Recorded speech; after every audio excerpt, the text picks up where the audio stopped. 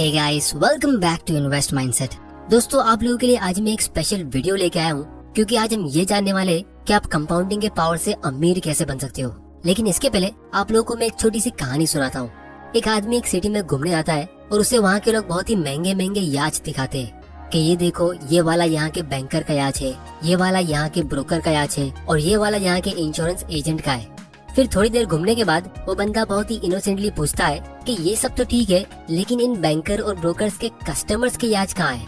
और ये सवाल सुनते ही वहाँ के लोग हंसने लगते हैं और कहते कि अरे बुद्धू, कस्टमर्स के कोई याच नहीं होते, क्योंकि इनके कस्टमर्स ने कभी इतना पैसा कमाया ही नहीं कि वो अमीर होके कोई याच खरीद सके।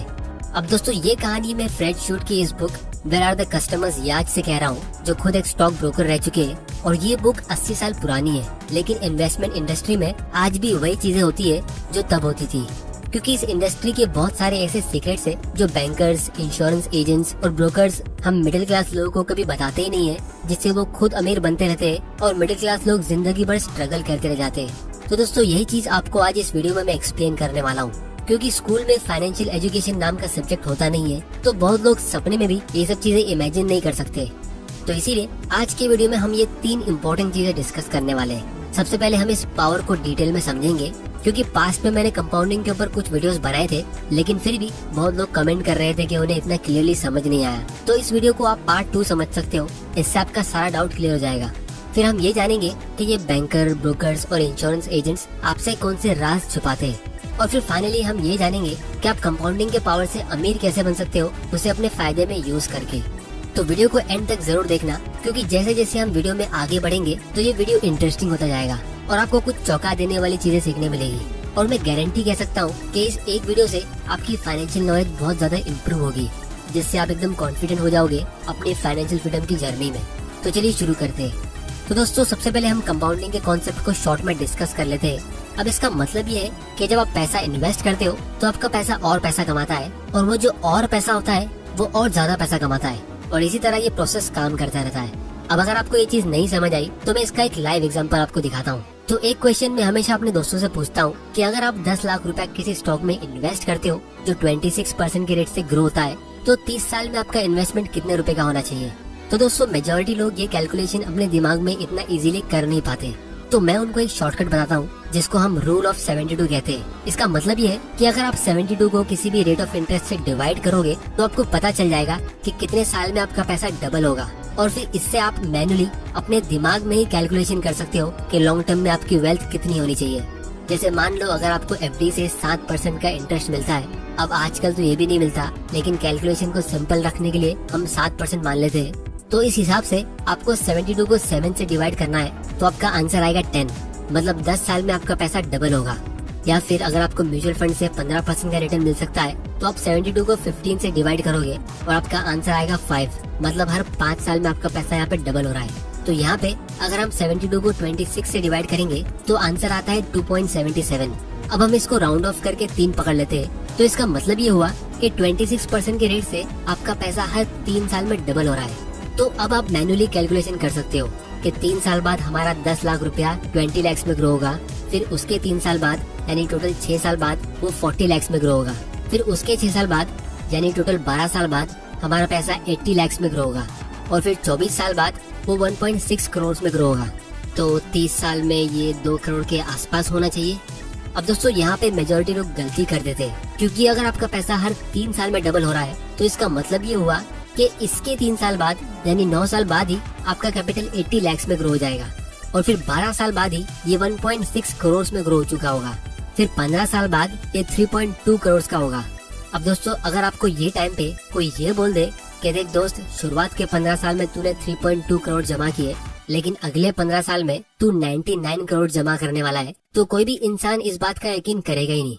लेकिन यही कंपाउंडिंग का मैजिक है, क्योंकि 18 साल के बाद आपकी वेल्थ होगी 6.4 करोड़ की, फिर 21 साल के बाद आपकी वेल्थ होगी 12.8 करोड़ की, फिर 24 साल के बाद 25.6 करोड़, फिर 27 साल के बाद 51.2 करोड़, और फिर 30 साल बाद आपकी वेल्थ होगी 100 करोड़ के ऊपर। और इसीलिए आइंस्टाइन ने इस कंपाउंडिंग के पावर को 8वां अजूबा कहा था। जिसको समझ आता है सिर्फ वो ही कमा पाते हैं। लेकिन दोस्तों, ये सब सुनने में काफी अच्छा लगता है, लेकिन जब हम रियलिटी की बात करते हैं तो ग्राफ इतना स्मूथली ऊपर जाता नहीं है। तो एक कॉमन क्वेश्चन मुझे बहुत लोग पूछते हैं कि सर स्टॉक्स में हमारा पैसा मार्केट के हिसाब से ऊपर और नीचे होता है, तो इसमें कंपाउंडिंग कैसे काम कर सकता है? क्योंकि थियोरी में हमें कंपाउंडिंग का ग्राफ ऐसा दिखाया जाता है, लेकिन प्रैक्टिकल में तो कुछ भी हो सकता है। कभी कभी मार्केट क्रैश भी होता है, तो हमारा पूरा पैसा डूब भी तो सकता है। तो दोस्तों, आप लोगों से मैं एक सिंपल सवाल पूछता हूँ कि अगर आप लोगों को पता चल जाए कि कोई इन्वेस्टमेंट से आपको फिक्स्ड 15% का रिटर्न मिलने ही वाला है, तो लोग एफडी में और दूसरी पॉलिसी में इन्वेस्ट करेंगे ही क्यों? तो इसीलिए जिन लोगों को स्टॉक मार्केट की नॉलेज नहीं होती है, तो वो डायरेक्टली मना कर देते हैं कि यार कौन इतना रिस्क लेगा, क्या पता फ्यूचर में क्या होगा। और यहीं पे मेजॉरिटी बैंक्स और इंश्योरेंस वाले उनको कोई पॉलिसी सेल कर देते फिक्स्ड और सेफ रिटर्न के नाम पे, जिससे एक्चुअली में लोग सेविंग्स कर करके थक जाते, लेकिन उसके बाद भी वो अमीर बनना तो दूर, अपना स्टैंडर्ड ऑफ लिविंग मेंटेन भी नहीं कर पाते। इस चीज को हम थोड़ी देर में एकदम डिटेल में एनालाइज करने वाले हैं। लेकिन जिनकी फाइनेंशियल नॉलेज स्ट्रांग होती है, तो उनको एक चीज पता होती है कि लॉन्ग टर्म में जब आप किसी अच्छी कंपनी में इन्वेस्ट करते हो, तो उसका स्टॉक प्राइस चाहे कितना भी फ्लक्चुएट हो जाए, वो लॉन्ग टर्म में ऊपर ही जाएगा। और अगर आपके पोर्टफोलियो में सिर्फ एक कंपनी सक्सेसफुल होती है और बाकी सारी फेल हो जाती है, तो भी आप बहुत अच्छा रिटर्न कमा सकते हो और अमीर बन सकते हो। इस चीज को भी हम वीडियो के लास्ट पार्ट में एकदम डिटेल में समझेंगे। तो इसीलिए कम से कम बुरी से बुरी हालत में भी अगर आप किसी इंडेक्स फंड में भी इन्वेस्ट करते हो, तो आपको इन्फ्लेशन से अच्छा रिटर्न तो मिल ही जाना चाहिए। अब दोस्तों, मैंने ये इन्फ्लेशन वर्ड इसीलिए यूज किया क्योंकि मेजोरिटी लोग इसको पूरी तरह इग्नोर कर देते हैं, और यही सबसे बड़ा वेल्थ डिस्ट्रॉयर होता है। 1985 में 1 किलो गेहूं 1 रुपया 25 पैसे में मिलता था, और फिर महंगाई की वजह से धीरे धीरे करके इसका प्राइस बढ़ता गया। हर साल ये 5 पैसा 10 पैसा ऐसा बढ़ बढ़ के 2005 तक ये 5 रुपीज पर किलो हो गया। लेकिन फिर 2010 में ये डायरेक्टली 10 रुपीज पर किलो हो गया। मतलब 20 साल में 1985 से 2005 तक ये सिर्फ 4 रुपए इंक्रीज हुआ। लेकिन 2005 से 2010 तक ये डायरेक्टली 5 रुपए इंक्रीज हुआ, और फिर 2015 में ये डायरेक्टली 20 रुपीज पर किलो का हो गया। मतलब ये वाले 5 साल में डायरेक्टली 10 रुपीज का इंक्रीज। और अभी आपको पता होगा 1 किलो गेहूं कम से कम 30 से 40 रुपए के आसपास मिलता है, और कुछ जगह पे 50 से 60 रुपए का भी मिलता है। तो अगर आज इसका प्राइस इंक्रीज होता है, तो ये 40 रुपए पे 5 पैसा और 10 पैसा इंक्रीज नहीं होगा। कोई भी दुकानदार इसका प्राइस इतने छोटे अमाउंट से इंक्रीज नहीं करेगा। वो दुकानदार डायरेक्टली 2 रुपया या 5 रुपया इंक्रीज करेगा। और फ्यूचर में जब इसका प्राइस 100 रुपए का होगा, अब कुछ लोग कहेंगे कि गेहूं इतना महंगा कैसे हो सकता है, और बहुत सारे लोग ऐसी बढ़ती महंगाई से डरने भी लगते हैं और दुकानदार से फाइट करते हैं।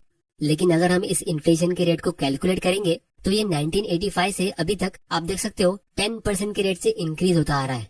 मतलब इंडिया में महंगाई 10% के रेट से हर साल बढ़ रही है, जो एक छोटा नंबर नहीं है। गवर्नमेंट के ऑफिशियल रिकॉर्ड के हिसाब से इंडिया का इन्फ्लेशन 7.7% के रेट से इंक्रीज हो रहा है, लेकिन मेरे हिसाब से एक्चुअल इन्फ्लेशन 10% के आसपास ही है। जिसका मतलब ये है कि सिर्फ अगले 5-6 साल में ही 1 किलो गेहूं का प्राइस 100 रुपए का हो जाएगा। और जब ऐसा होगा, तो इसका प्राइस 2 रुपया और 5 रुपया इंक्रीज नहीं होगा, फिर ये डायरेक्टली 10 या 20 रुपया इंक्रीज होगा। तो जो भी प्राइस इंक्रीज होते वो हमेशा परसेंटेज के हिसाब से होते, कंपाउंडिंग के पावर से। तो चाहे आप इस कंपाउंडिंग के पावर को समझो या मत समझो, लेकिन ये हमेशा आपके खिलाफ काम करता रहेगा। और इसीलिए अगर आप सिर्फ सेविंग्स करते हो, तो फ्यूचर में आपको बहुत स्ट्रगल करना पड़ सकता है। और अगर आप कोई भी इसी जगह इन्वेस्ट करते हो जहाँ आपको 10% से कम रिटर्न मिलता है, तो वो एक बहुत ही बुरा इन्वेस्टमेंट है। क्योंकि मैं कुछ ऐसे एल्डर लोगों को जानता हूँ जिनको 1500 और 1800 रुपए की सालाना पेंशन मिलती है, जिससे फिलहाल उनके एक दिन का होटल में खाने का बिल कवर होता है। लेकिन एक जमाने में उनका इससे पूरे साल का एक्सपेंस कवर होता था, क्योंकि इन्होंने ऐसे इन्वेस्टमेंट चुने जो वो टाइम पे एकदम अच्छे और सेफ लगते थे। लेकिन जैसे जैसे टाइम निकलता गया, तो इनके इन्वेस्टमेंट्स इतने खास रेट से ग्रो नहीं हुए और महंगाई ज्यादा बढ़ गई।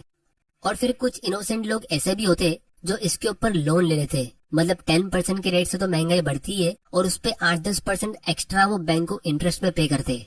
तो ऐसे लोगों को देखकर आपको सरप्राइज होने की जरूरत नहीं है कि वो लोग हमेशा पैसों को लेके इतने परेशान क्यों रहते। लेकिन कंपाउंडिंग के अगेंस्ट जाने के बारे में हम किसी और दिन एकदम डिटेल में डिस्कस करेंगे। लेकिन फिलहाल हम ये समझते कि जो लोग हमें इन्वेस्टमेंट की सर्विस प्रोवाइड करते, यानी ये बैंकर्स और ब्रोकर्स, वो आपसे ये अमीर बनने के राज छुपा कैसे लेते। लेकिन उससे पहले हम ये समझते कि ये इन्वेस्टमेंट इंडस्ट्री काम कैसे करती है। तो दोस्तों, इन्वेस्टमेंट इंडस्ट्री के 2 साइड्स होते हैं। एक होती है बाय साइड, यानी बैंक्स और इंश्योरेंस कंपनीज। इनको ज्यादा प्रॉफिट तब मिलता है जब आप इनके पास ज्यादा पैसा जमा करते हो या इनकी पॉलिसी बाय करते हो।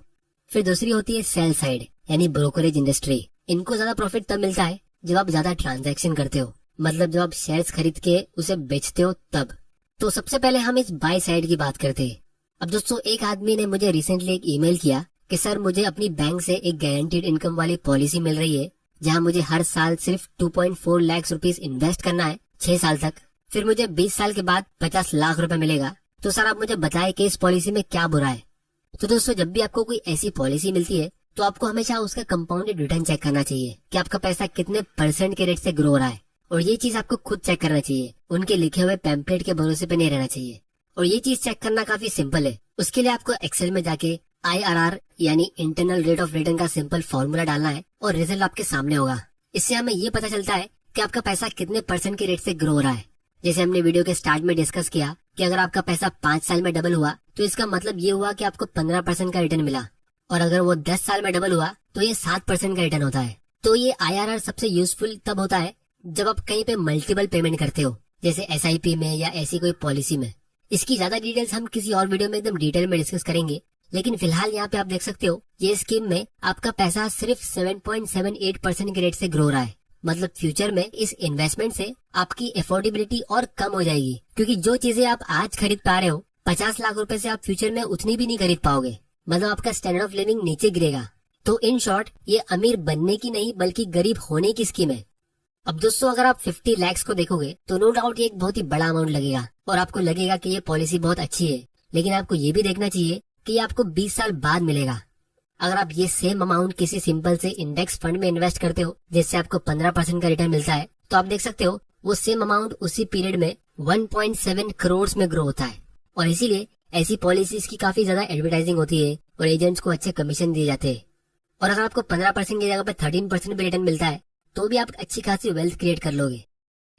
फिर दोस्तों दूसरे आते हैं सेल साइड वाले यानी ब्रोकर्स। अब दोस्तों जो लोग हिम्मत करके स्टॉक मार्केट में एंटर भी कर लेते हैं तो उनको एक बहुत ही बड़ी प्रॉब्लम का सामना करना पड़ता है, क्योंकि जब भी आप किसी ब्रोकर की सर्विस के लिए साइन अप करते हो तो वो आपको कोई एडिशनल सर्विस फ्री में प्रोवाइड करते हैं। ट्रेडिंग करने के लिए ट्रेनिंग देंगे या मार्केट के अपडेट्स प्रोवाइड करेंगे ईमेल और वीडियोस के थ्रू। और कुछ ब्रोकर्स तो आपको डेली कॉल्स प्रोवाइड करेंगे कि आपको कौन से स्टॉक्स बाय और सेल करने चाहिए। तो लोग खुशी खुशी ये सब चीजें एक्सेप्ट कर लेते हैं, क्योंकि फ्री का पैसा किसको पसंद नहीं है। लेकिन जब आप किसी भी सक्सेसफुल इन्वेस्टर की हिस्ट्री पढ़ोगे जिन्होंने एक्चुअली में स्टॉक मार्केट से अच्छा पैसा कमाया है और उनके इंटरव्यू सुनोगे तो वो हमेशा long term buy and hold ही रेकमेंड करेंगे कि stock market is a device to transfer money from impatient to patient. यानी जो पेशेंटली इन्वेस्ट करेंगे वो पैसा बनाएंगे और जो बार बार बाय एंड सेल करेंगे वो गवाएंगे। लेकिन अगर सब लोग ऐसा पेशेंटली इन्वेस्ट करने लगेंगे तो इन ब्रोकर्स का पैसा बनेगा कैसे? तो इसका मतलब काफी सिंपल है, अगर ब्रोकर आपको अमीर बनने देगा तो वो खुद भूखा मरेगा। तो इस कॉन्फ्लिक्ट ऑफ इंटरेस्ट की वजह से आपको समझ आना चाहिए कि ब्रोकर्स आपको उनकी फ्री सर्विस में क्या रिकमेंड करेंगे। वो एकदम स्मूथली आपको कोई एक्स्ट्रा सर्विस प्रोवाइड करेंगे, जैसे डेली अलर्ट्स, ईमेल्स, आर्टिकल्स या वीडियोस के थ्रू मार्केट के अपडेट देंगे कि देखो आज मार्केट क्यों ऊपर गया, हमारा एनालिसिस ये है, या ये देखो ये स्टॉक आज ऊपर क्यों गया। और आपको लगेगा कि आप कुछ सीख रहे हो, लेकिन एक्चुअली में ये डेली फ्लक्चुएशन कुछ काम के होते नहीं है। तो जो लोग स्टॉक मार्केट को डिस्कवर कर भी लेते हैं तो उनमें से 99% लोग ट्रेडिंग करते हैं या फिर हमेशा यही पूछते हैं कि कौन सा स्टॉक लेना है और उसे कब बेचना है, क्योंकि ये ब्रोकर्स और टीवी न्यूज चैनल्स सारे न्यू कमर्स का ब्रेन वॉश कर देते हैं कि स्टॉक मार्केट से आप सिर्फ और सिर्फ बाइंग एंड सेलिंग करके ही प्रॉफिट कमा सकते हो। और इसीलिए किसी भी स्टॉक को 10-20 साल के लिए होल्ड करना लोगों को मजाक लगता है। और इसीलिए वही लोग जो पेशेंटली एफडी में इन्वेस्ट करके 10 साल में अपने पैसे डबल करने का वेट करते, उनको स्टॉक मार्केट से एक ही हफ्ते में पैसा डबल करके चाहिए होता है, क्योंकि उनको लगता है कि यही मार्केट से नॉर्मल एक्सपेक्टेशंस है। और इसीलिए लोग लॉन्ग टर्म के लिए एफडी और ऐसी पॉलिसी में इन्वेस्ट करते और शॉर्ट टर्म के लिए स्टॉक मार्केट में ट्रेडिंग करते, जिससे इन बाय साइड वालों का भी फायदा होता है और सेल साइड वालों का भी फायदा होता है। जबकि एक्चुअली में वेल्थ क्रिएशन के लिए आपको करना चाहिए इसका उल्टा। आपको शॉर्ट टर्म के लिए बैंक्स और इंश्योरेंस कंपनीज को यूज करना चाहिए और लॉन्ग टर्म के लिए स्टॉक में इन्वेस्ट करना चाहिए। तो इसीलिए अब हम इस वीडियो के सबसे इंटरेस्टिंग पार्ट की तरफ आते हैं और ये समझते हैं कि आप इस कंपाउंडिंग के पावर को यूज कैसे कर सकते हो अमीर बनने के लिए। तो दोस्तों एक क्वेश्चन मुझे बहुत लोग पूछते हैं कि सर हम स्टॉक्स में इन्वेस्ट तो कर लेंगे, लेकिन बहुत सारी कंपनीज ऐसी भी होती है जो पूरी तरह कंगाल हो जाती है, जैसे सुजलॉन एनर्जी, जेट एयरवेज या वोडाफोन जैसी कंपनीज में अगर हम इन्वेस्ट कर ले तो हमारे पूरे पैसे डूब जाएंगे। तो इसमें कंपाउंडिंग होगी ही कैसे? तो दोस्तों आप लोगों के लिए मैं यहाँ पे एकदम एक्सट्रीम केस सिनेरियो लेता हूँ कि मान लो आप 6 कंपनीज का पोर्टफोलियो बनाते हो और आप सब में इक्वल अमाउंट इन्वेस्ट करते हो, जैसे 1-1 लाख रुपया लॉन्ग टर्म के लिए, मतलब आप 6 लाख इन्वेस्ट करते हो। और फिर हम मान लेते हैं कि आपका डिसीजन मेकिंग इतना खराब निकला कि 6 में से 5 कंपनीज बर्बाद हो जाती है और सिर्फ एक कंपनी सरवाइव करती है, और ये एक कंपनी भी इतनी ज्यादा सक्सेसफुल भी नहीं होती है कि आपको 25 से 30% का रिटर्न दे दे। ये बस आपको 20% का रिटर्न देती है। तो भी आपके 6 लाख के इन्वेस्टमेंट पे यानी इस पोर्टफोलियो का ये 13% का रिटर्न होता है। और अगर आपकी 6 में से 3 कंपनी सरवाइव करती है और वही 20% के रेट से ग्रो होती है तो आपके पोर्टफोलियो का रिटर्न 17% का होता है। मतलब आपके 50% डिसीजन रॉन्ग होने के बाद भी आप अच्छा खासा प्रॉफिट कमा लोगे, जो कोई भी एफडी, वेल्थ सेविंग प्लान और म्यूचुअल फंड से काफी ज्यादा अच्छा होगा। तो इन्वेस्टिंग ही एक ऐसी फील्ड है जहां आप गलत होने के बाद भी बहुत सारा पैसा कमा सकते हो। बस आपको ये पता होना चाहिए कि आपको गलती करनी कहाँ है, क्योंकि जब आपका लॉस होता है तो आपका लॉस उतना ही होगा जितना आपने इन्वेस्ट किया था। मतलब पहले वाले केस में 6 में से 5 स्टॉक फेल हुए थे तो आपका सिर्फ 5 लाख रुपए का लॉस होगा। लेकिन जब आपकी कंपनी ग्रो होती है तो उससे आप कंपाउंडिंग से अनलिमिटेड प्रॉफिट कमा सकते हो, जैसे 50 गुना, 100 गुना या 200 गुना भी, जो बाकी सारे लॉस को रिकवर कर लेता है। और दोस्तों ये भी हो सकता है कि कुछ कंपनीज और अच्छे रेट से ग्रो हो जाए, जैसे 25 या 30% के रेट से, या आपकी सारी कंपनीज अच्छा परफॉर्म करे, तब तो आपकी वेल्थ और ज्यादा स्पीड में ग्रो होगी। क्योंकि यहाँ पे मैं आपको येस बैंक और वोडाफोन जैसी कंपनी में इन्वेस्ट करने की बात नहीं कर रहा हूँ। अगर आप थोड़ी सी रिसर्च करके और कॉमन सेंस यूज करके अच्छी कंपनीज पिक करते हो तो 6 में से 5 कंपनीज अच्छा परफॉर्म करेगी। लेकिन अगर आप पूरा यूट्यूब और सोशल मीडिया ब्राउज कर लोगे तो भी आपको इन चीजों के बारे में कोई बताएगा नहीं। सब यही बोलेंगे कि आपको कौन सा स्टॉक लेना है और उसे कब बेचना है। जैसे राकेश झुनझुनवाला ने कौन सा स्टॉक बाय किया और कौन सा सेल किया, सब यही पता लगाने की कोशिश करते हैं। लेकिन उनकी वेल्थ का सबसे बड़ा हिस्सा लॉन्ग टर्म इन्वेस्टिंग से आया है। उन्होंने टाइटन कंपनी में 2003 में इन्वेस्ट किया था जब इसका प्राइस 3 रुपए का था। ये चीज आप सबने सुनी होगी। और आज इस कंपनी के शेयर प्राइस 2000 रुपए के भी ऊपर है। तो ये उनकी इन्वेस्टमेंट पे 800 गुना रिटर्न होता है। लेकिन सबसे इंटरेस्टिंग बात यह है कि ये स्टॉक आज एक दिन में 2.5% ऊपर गया है, मतलब 60 रुपीज ऊपर गया है। तो शॉर्ट टर्म में अगर आप दुनिया की सबसे बेस्ट ट्रेडिंग टेक्निक से 3 रुपए को 60 रुपए में ग्रो करना चाहोगे पूरे 1 साल में भी, तो भी आप नहीं कर पाओगे। लेकिन यहाँ पे ये 20 गुना ग्रो हुआ है सिर्फ एक दिन में।